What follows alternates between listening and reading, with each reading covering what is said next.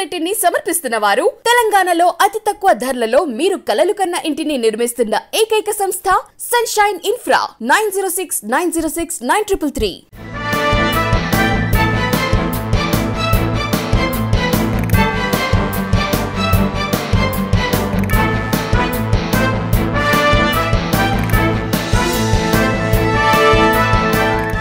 నమస్తే, welcome to V3 news. లక్ష్యం సమాజహితం. నేను తులసిరామ్. ముందుగా బులెటిన్ హెడ్లైన్స్. KPHBలో 3 నిందితుల అరెస్ట్. 11 కేజీల గంజాయి, 3 సెల్ ఫోన్లు స్వాధీనం.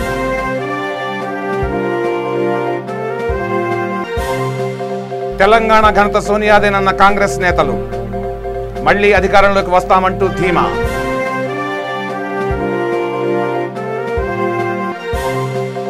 రంగారెడ్డి జిల్లా నాగోల్లో హరితహారం. ప్రకృతిని సంరక్షించుకోవడం అందరి బాధ్యతేనన్న వక్తలు.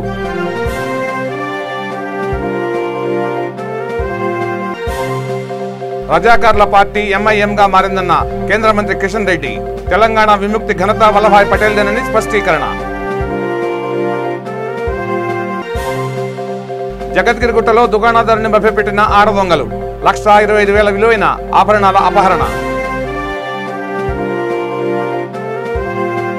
ఇక డీటెయిల్స్లోకి వెళ్తే, దుకాణదారుని మాటలతో మభ్యపెట్టిన 6 దొంగలు 1,25,000 విలువైన ఆభరణాలను అపహరించారు. ఈ ఘటన జగద్గిరిగుట్ట పోలీస్ స్టేషన్ పరిధిలో జరిగింది.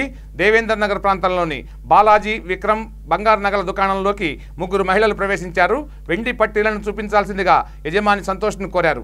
వారు సదరు ఆభరణాలను చూస్తుండగానే మరో 2 మహిళలు దుకాణంలో అడుగుపెట్టారు. బంగారు ఆభరణాలను చూపించాల్సిందిగా కోరారు. ఇంతలో ఓ మహిళ తన జేబుగుడ్డలో ఉన్న పొడిని సంతోష్ ముఖంపై దులిపింది. ఆ తర్వాత ఆయనతో మాటలు కలిపి కాలక్షేపం చేయసాగింది. అవి ఇవి చూపించాలంటూ హడావిడి చేసింది. దీంతో దుకాణదారుడికి అనుమానం కలిగింది. ఈ నేపథ్యంలో దుకాణంలో ఉంచిన సీసీ కెమెరాల్లోని దృశ్యాలను పరిశీలించడం ప్రారంభించాడు. ఈ క్రమంలో అక్కడి నుంచి ఒక్కొక్కరుగా వచ్చిన వారంతా జారుకున్నారు. 1.5 కిలోల వెండి కాళ్ల పట్టీలను దొంగతనం చేసినట్లు దృశ్యాల ఆధారంగా తేలింది.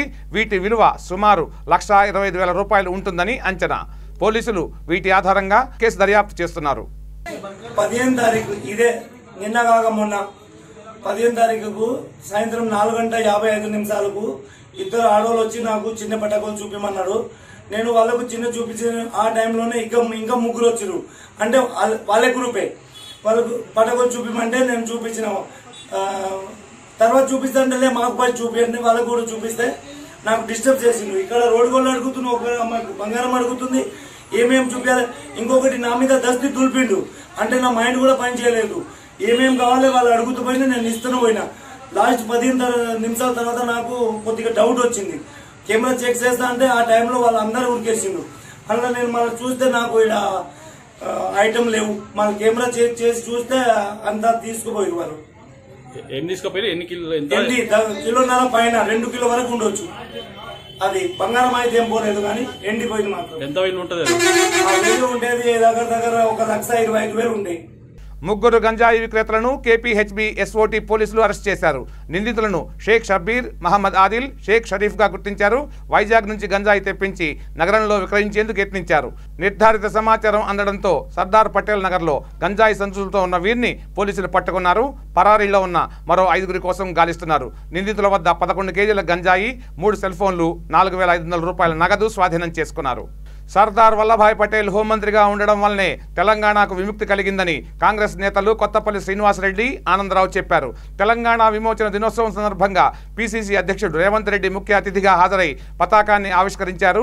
ఈ సందర్భంగా వారు మాట్లాడుతూ కాంగ్రెస్ హయాంలోనే తెలంగాణకు మేలు జరిగిందన్నారు. 2014లోనూ కాంగ్రెస్ అధినేత్రి సోనియా గాంధీ తెలంగాణను ప్రత్యేక రాష్ట్రంగా ప్రకటించిన విషయాన్ని ఈ సందర్భంగా గుర్తు చేశారు. తమ పార్టీ మళ్లీ అధికారంలోకి వస్తుందంటూ ఆశాభావం వ్యక్తం చేశారు. అప్పుడు తెలంగాణ విమోచన దినోత్సవాన్ని రాష్ట్ర వ్యాప్తంగా నిర్వహిస్తామని చెప్పారు. కార్యక్రమంలో పలువురు నేతలు పాల్గొన్నారు. తెలంగాణ ప్రదేశ్ కాంగ్రెస్ కమిటీ ఈరోజు శుభదినం. మన తెలంగాణ రాష్ట్రం విమోచన దినం 1948 సెప్టెంబర్ 15 నాడు మనకు తెలంగాణ విమోచనం, తెలంగాణ మనకు ఏర్పడడం జరిగింది. భారత ప్రధానమంత్రి అప్పటి జవహర్లాల్ నెహ్రూ గారు, అదేవిధంగా ఇక్కడ మనం పోరాటం చేసిన సాయుధ దళాలు మనోళ్ళు వాళ్ళు పోరాటం చేసి మనకు హైదరాబాద్ ఏదైతే దేశం ఉండేనో ఆ దేశాన్ని మనం భారతదేశంలో విలీనం చేయడం జరిగింది. అప్పట్లో మన వాళ్ళు బాగా పోరాటం చేశారు. హైదరాబాద్ నిజాంకు వ్యతిరేకంగా పోరాటం చేసి ఎంతోమంది ప్రాణ త్యాగాలు చేశారు, బలిదానాలు చేశారు. అదేవిధంగా అప్పటి పాలనలో మన ఆడవాళ్ళను నెగటివ్గా వాళ్ళని బతుకమ్మలు ఆడిపించి చాలా రకాల వివిధ హింసలు పెట్టారు.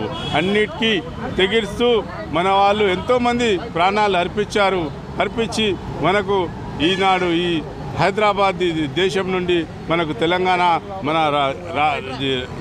ఇండియాలో మన హైదరాబాద్ దేశం అనేది విలీనం చేయడం జరిగింది. సెప్టెంబర్ 17, 1948 జరిగిన సందర్భంగా ఈ దినము అందరికీ శుభాకాంక్షలు తెలియజేస్తున్నాం.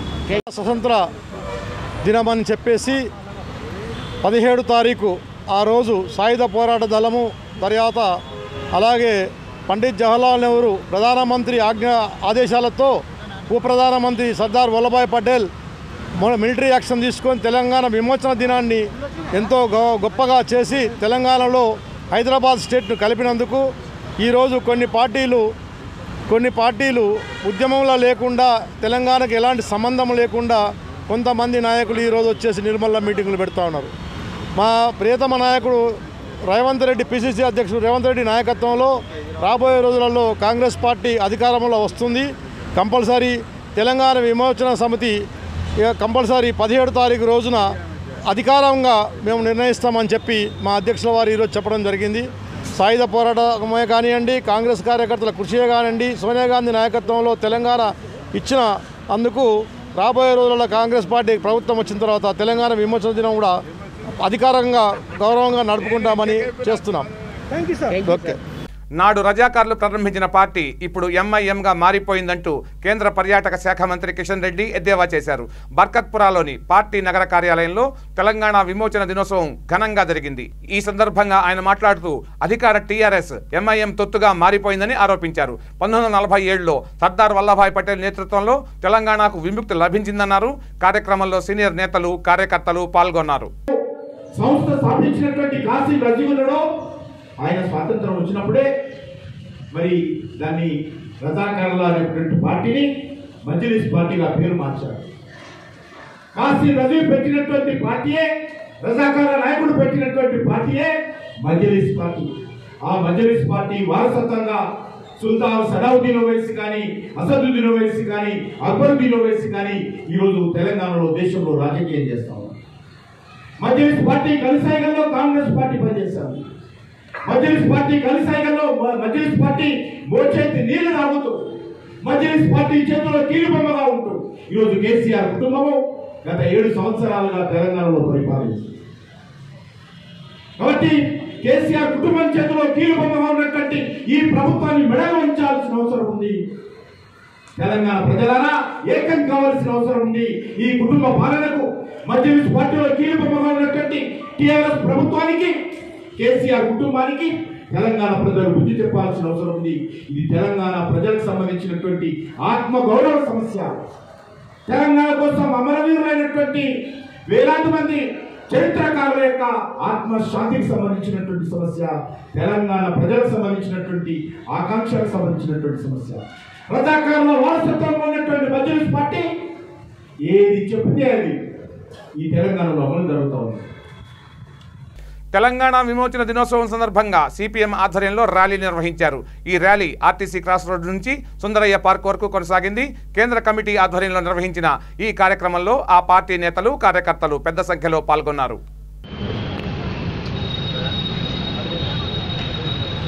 హైదరాబాద్ సంస్థానం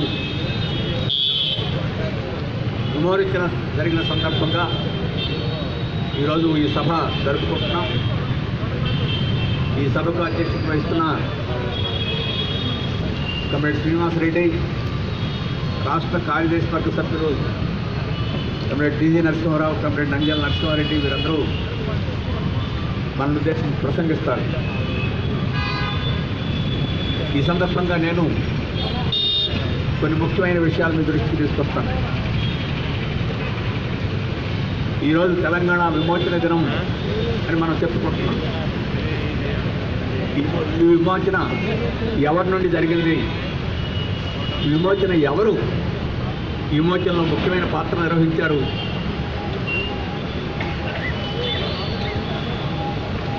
ఈ విమోచనకు ముందు ఈ తెలంగాణ రాష్ట్రాన్ని, ఈ ప్రాంతాన్ని పరిపాలన చేసిన నైజాం నవాబు యొక్క స్వభావం ఏంటి, ఆ నైజాం నవాబ్ ప్రభుత్వాన్ని, పరిపాలనని ఎందుకు అంతం చేయాల్సి వచ్చింది అనేది మనం అర్థం చేసుకోవాలి.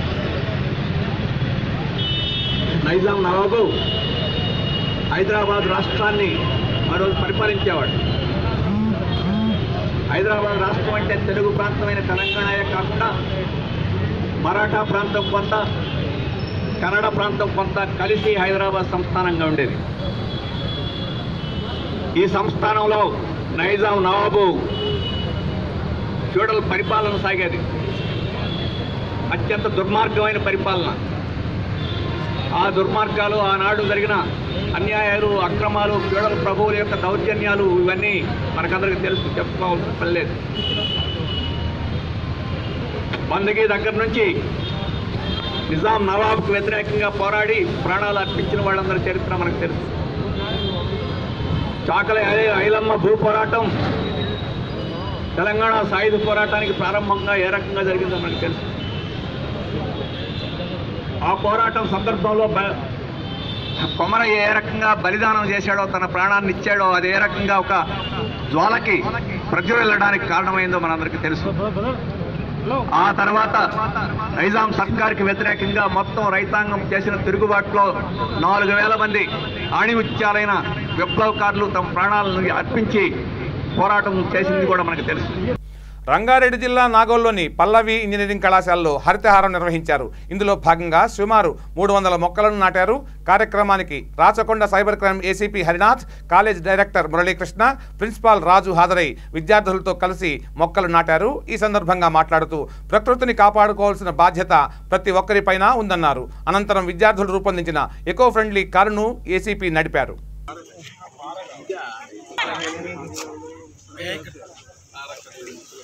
సార్ ఒక చిన్న ఫోటో సార్.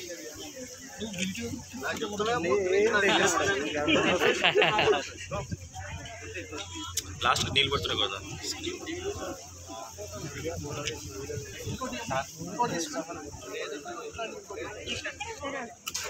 నా మూలం నేను తీసుకుంటాను సార్. సార్ చాలా సుదినం, beautiful morning also.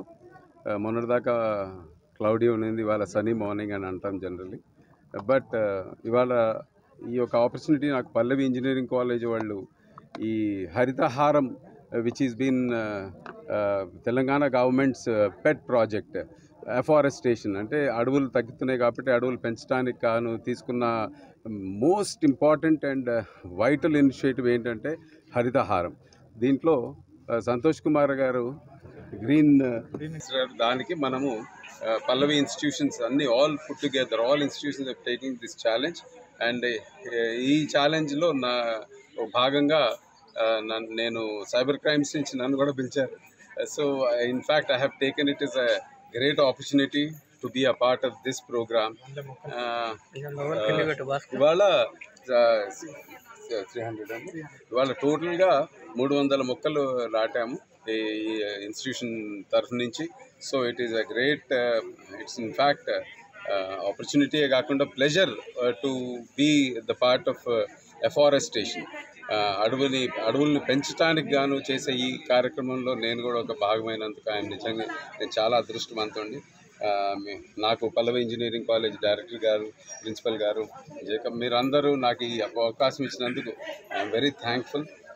Especially apart from this program, ఈ ప్రోగ్రామ్ని బేస్ చేసుకుంటూ స్టూడెంట్స్ కూడా, ప్రతి స్టూడెంట్ కూడా, బికాజ్ ఎడ్యుకేషన్ ఇన్స్టిట్యూషన్ కాబట్టి చాలామంది స్టూడెంట్స్ ఉంటారు కాబట్టి ఒక్కొక్క స్టూడెంట్ 2 మొక్కలు నాటినా కూడా I think it will be adding to the this challenge, green India ఛాలెంజ్కి యాడ్ అవుతుంది.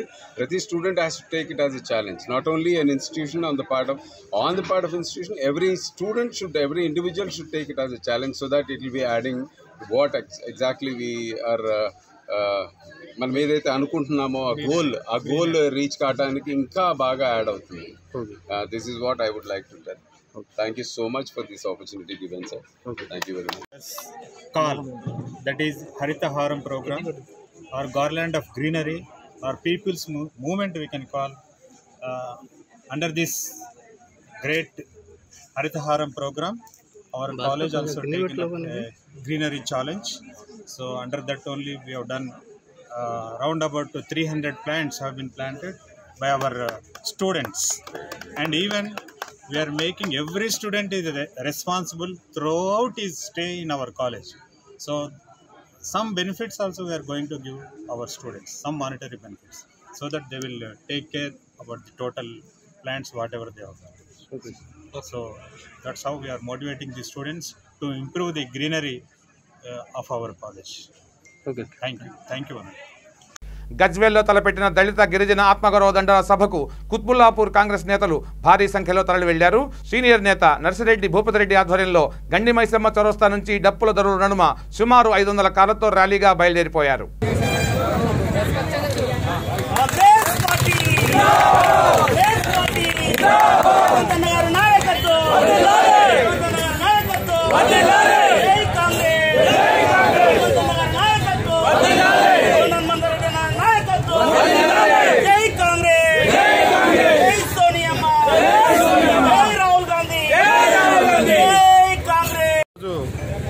తెలంగాణ కాంగ్రెస్ పార్టీ అధ్యక్షులు గౌరవనీయులు రేవంత్ రెడ్డి గారి ఆధ్వర్యంలో అదేవిధంగా తెలంగాణ విమోచన దినోత్సవం కూడా కావడం, దళిత ఆత్మగౌరవ రణబేరిని ఈరోజు గజ్వేల్లో ముఖ్యమంత్రి గారి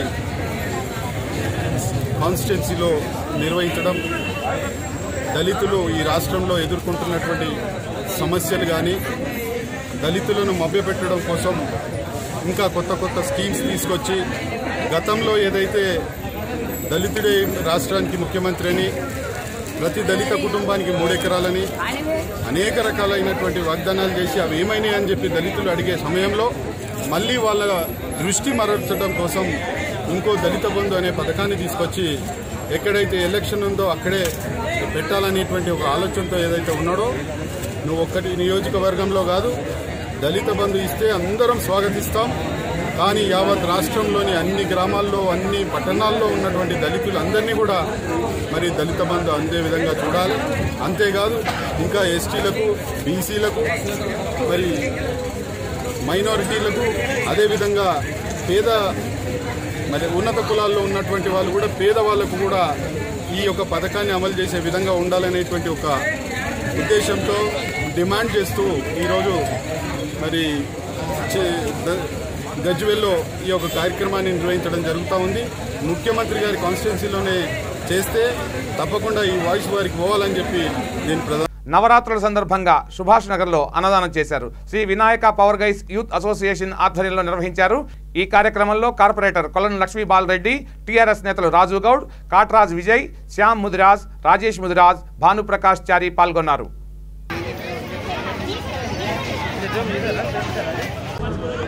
జై బోలో గణేష్ మహారాజ్కి. ఈరోజు 17 సంవత్సరాలు పూర్తి చేసుకొని 18వ సంవత్సరంలో వెళ్తున్న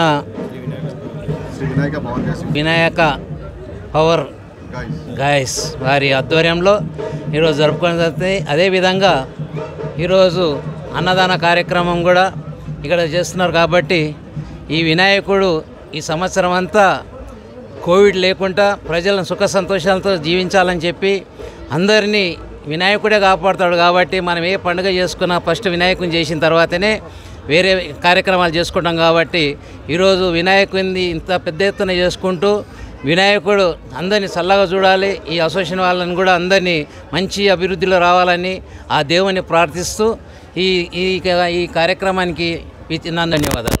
రెసీవుడ్ ఉత్పత్తులు విశ్వకర్మలకు ఎంతగానో ఉపయోగపడతాయని Astral adhesives company Telangana division marketing manager Santosh చెప్పారు. విరాట్ విశ్వకర్మ యజ్ఞంలో భాగంగా ఎల్బీ నగర్లోని ప్రసన్నాంజనేయ స్వామి ఆలయంలో ఏర్పాటు చేసిన శిబిరంలో తమ ఉత్పత్తుల ప్రత్యేకతను ఆయన వివరించారు. రెసీవుడ్లో మొత్తం 4 రకాల ఉత్పత్తులు ఉన్నాయని తెలిపారు. వీటిలో క్లాసిక్ 666, హైడ్రా 555, హైడ్రా పీవీసీ ఉత్పత్తులు ఎంతో నాణ్యమైనవని తెలిపారు. రబ్బర్ అడ్హెసివ్లో హీట్ స్ట్రాంగ్, మల్టీబ్యాండ్ ఉన్నాయన్నారు. సోఫాలు, కార్పెట్ల తయారీదారులకు ఇవి ఎంతగానో ఉపయోగపడతాయన్నారు. పెస్టో ఫ్రీ అనే మరో ఉత్పత్తి చెదల నివారణకు దోహదపడుతుందన్నారు. హైడ్రా ప్లస్ ప్రోడక్ట్ అన్నిటికంటే శ్రేష్టమైన ఉత్పత్తి అని ఆయన వివరించారు. నమస్కారం. ఇక్కడ వచ్చిన ప్రతి ఒక్కరికి నా పేరు సంతోష్ కుమార్, తెలంగాణ ఏపీ మేనేజర్ని. అయితే దీంట్లో నేను మనది ఆస్ట్రో అడేసివ్ అనేది కంపెనీ పేరు. ప్రోడక్ట్ వచ్చేసి రెజిబుల్ అనే ప్రోడక్ట్ వస్తుంది. దీంట్లో ఇంకొకటి ఏంటంటే మనకి జస్ట్ డబ్ల్యూఆర్ అంటే మనకు ప్రోడక్ట్ అనేది మెరీన్ క్వాలిటీ ఇస్తున్నాము, D3 క్వాలిటీ ఇస్తున్నాము. దీంట్లో ఏంటంటే మన బెనిఫిట్స్ ఏంటంటే మనకు 50 కిలోలు తీసుకుంటే 75 నుంచి 80 షీట్ల కవరేజ్ వస్తుంది.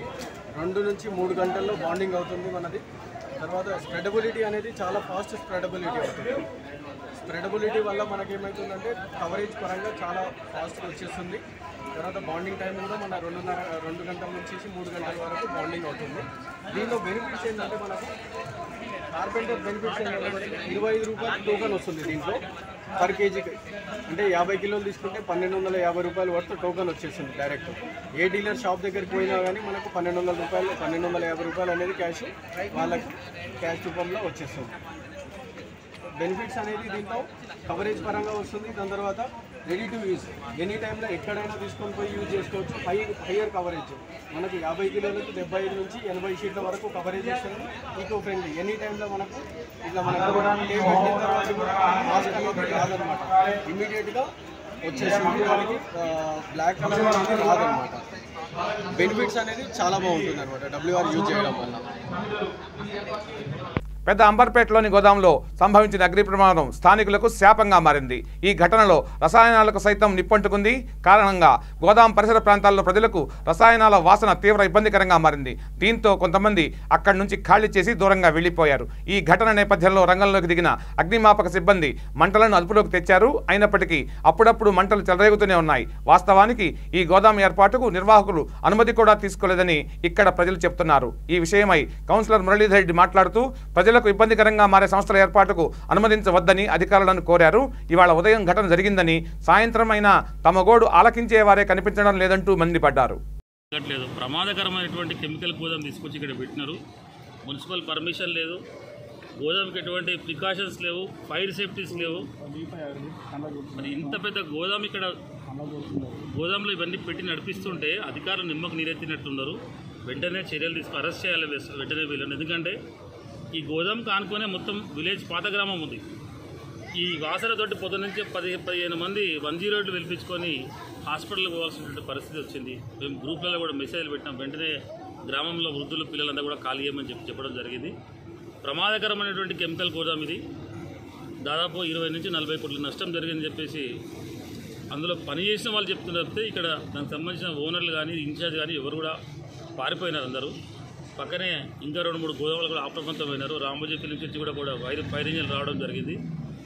అధికారులు మరి వీళ్ళని వెంటనే కేసులు పెట్టి నాన్ అవైలబుల్ కేసులు పెట్టి అరెస్ట్ చేయాలని చెప్పి కోరుతున్నాను. ఎందుకంటే ప్రమాదం ఇప్పుడు ఉదయం పూట జరిగింది కాబట్టి ఈ పరిస్థితి ఉంది. అదే రాత్రిపూట జరిగింది అనుకుంటే గ్రామం మొత్తం కూడా తలగబడిపోతుండే. దాదాపు ఈ పెద్దంపల్లి గ్రామంలో 40,000 మంది జనాభా ఉన్నటువంటి ప్రాంతం. ఈ ప్రాంతాన్ని ఇంత కలుషితం చేస్తున్నారు. ఇటు గోదాములు కూడా ఇల్లీగల్ గోదామ్స్గా నడుస్తూ ఉన్నాయి. ఈ గోదాములు అన్నింటిపైన కూడా వెంటనే మున్సిపల్ అధికారులు అన్ని గోడలను వెంటనే పరిశీలించి వాటికి సంబంధించినటువంటి లైసెన్సులు ఉన్నాయా లేవా చెక్ చేసి, లేని వాటిని సీజ్ చేసి, ఉన్న వాటిని ప్రజలకు ఇబ్బంది లేని గోదాంలో మాత్రమే ఈ పెద్దంపల్లి ప్రాంతంలో ఉండాలి. ఇబ్బంది కలిగిన ఏ గోదాం అయినా సరే వెంటనే ఇక్కడి నుంచి తరలించాలని కోరుతున్నాం. మోటార్స్ ఉండేది తర్వాత వాళ్ళు మార్చుకొని ఈ గోదాం చేసి దాదాపు 3 నెలలు అవుతుందంట. ఈ 3 నెలల కాలంలో వాళ్ళు లోపల ఏం పెడుతున్నారు ఏందనేది గోదాంలో ఓనర్లు గోదాంలు తీసుకుంటున్నారు, లోపల ఒకటి చెప్పి ఒకటి నడిపిస్తున్నారు. ఇప్పుడు అదేవిధంగా జరిగింది. అధికారులు మున్సిపల్ అధికారులు కూడా తరచూ ఈ మధ్య పరిశీలిస్తున్నారు. కానీ 3 నెలల కిందనే పెట్టినారు కాబట్టి దీన్ని పరిశీలించినట్టున్నారు. లోపల జరిగినటువంటి ప్రమాదం భారీ ఎత్తున జరిగింది. ప్రాణ నష్టం జరగలేదు కాబట్టి సంతోషపడాలి. సరే, ఆస్తి అంటే ఆయన చేసిన ప్రమాదానికి ఆయనే దానికి మూల్యం చెల్లించుకున్నాడు. ఇటువంటి ఈ గోదాములపైన తక్షణం వెంటనే అధికారులంతా కూడా స్పందించి వెంటనే ప్రతి గోదామును కూడా క్షుణ్ణంగా పరిశీలించి అసలు ఏం జరుగుతుంది, ఏమవుతుంది పరిశీలించి వాటిపైన తక్షణం చర్య తీసుకోవాలని కోరుతున్నాం. ఇవి ఈ బులెటిన్ విశేషాలు. బులెటిన్ ముగించే ముందు హెడ్లైన్స్ మరోసారి. KPHBలో 3 నిందితుల అరెస్ట్, 11 కేజీల గంజాయి, 3 సెల్ ఫోన్లు స్వాధీనం.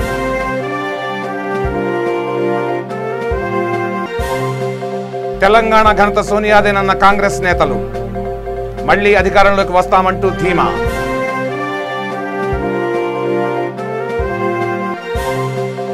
రంగారెడ్డి జిల్లా నాగోల్లో హరితహారం.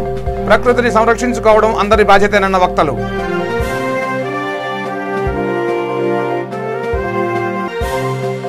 రజాకార్ల పార్టీ ఎంఐఎంగా మారిందన్న కేంద్ర మంత్రి కిషన్ రెడ్డి. తెలంగాణ విముక్తి ఘనత వల్లభాయ్ పటేల్దేనని స్పష్టీకరణ. జగద్గిరిగుట్టలో దుకాణదారుని మభ్యపెట్టిన 6 దొంగలు.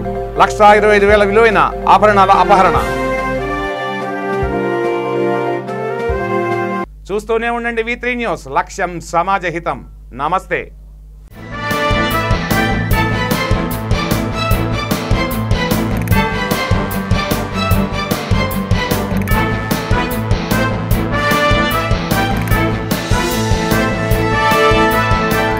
ఈ బులెటిన్ ని సమర్పిస్తున్న వారు తెలంగాణలో అతి తక్కువ ధరలలో మీరు కలలు కన్న ఇంటిని నిర్మిస్తున్న ఏకైక సంస్థ సన్షైన్ ఇన్ఫ్రా. 9069069333.